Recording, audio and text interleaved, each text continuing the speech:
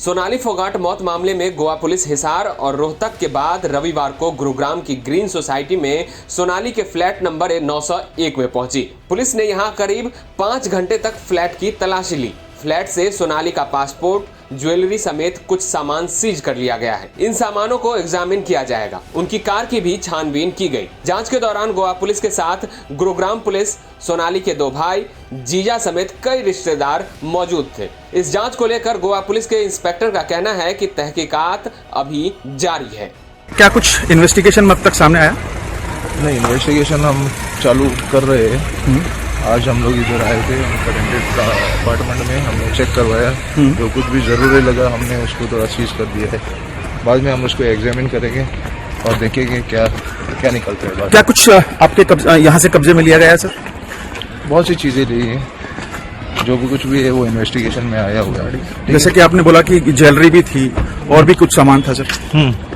और कुछ ज्वेलरी। गाड़ी से क्या कुछ बरामद हुआ सर? गाड़ी तो हमने चेक किया है, कुछ लाइसेंस वगैरह? लाइसेंस तो वो है उसका। किसका सर? सुधीर पाल का।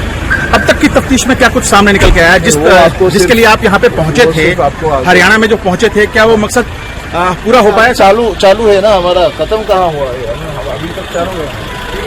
सर कुछ ऐसा कि जिसमें कुछ सबूत मिटाने की कोशिश की गई है? इस फ्लैट से भी सर ये बताया जा रहा था कि नंबर प्लेट सुधीर सागवान ने हटाने की कोशिश की थी। सर ऐसा कुछ निकल गया है? नंबर प्लेट इस फ्लैट के ऊपर नेम प्लेट जो लगा रखी थी सर सुधीर सागवान, ऐसा कुछ मुझे दिखाई नहीं दिया।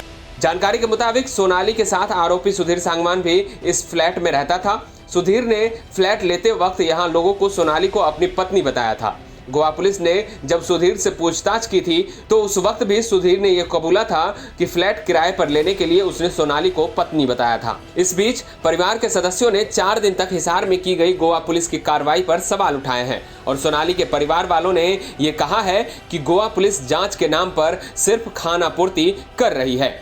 गोवा पुलिस मैडम का जो गोल्ड है वो साथ लेगी है, सील किया है, पासपोर्ट वगैरह सील किया और जो भी डॉक्यूमेंट्स वगैरह मिले हैं वो सारा सील कर लिया गोवा पुलिस ने। अमन जी, आज गुरुग्राम के 102 सेक्टर के फ्लैट में इन्वेस्टिगेशन में अभी आपको क्या कहना चाहेंगे? किस तरह की कमी रहेगी? बिल्कुल, ये तो पहले बात की जाती थी, नॉर्मल खानापूर्ति है, ये तो कोई खास इन्वेस्टिगेशन नहीं है। तो अभी जो कहते हैं गुरुग्राम में सांगवान का जो प्रॉपर्टी है, क्या उस पर भी अभी पुलिस की आपसे बातचीत हुई? क्या वो वहाँ पर भी जाकर इन्वेस्टिगेशन करेंगे? कुछ हाँ, कह रहे हैं अभी तो 1-2 दिन यहीं पे रहेंगे। फ्लैट में तो प्रॉपर्टी को लेकर जांच चल रही है, बस उसी की इन्वेस्टिगेशन हुई। उसमें एक सोनाली जी का मोबाइल, पासपोर्ट और कुछ ज्वेलरी, पैसे भी बरामद हुए। अब तक की जांच से आप लोग क्या संतुष्ट हैं? क्या कहना चाहेंगे? नहीं, हम जांच से संतुष्ट तब होते हैं जब मर्डर से रिलेटेड कुछ बातें हमें गोवा पुलिस के द्वारा बताई जाती, लेकिन गोवा पुलिस ने मर्डर से रिलेटेड हमारे साथ कोई बातें शेयर नहीं की है और ना ही उनके पास अभी तक कोई पुख्ता सबूत है।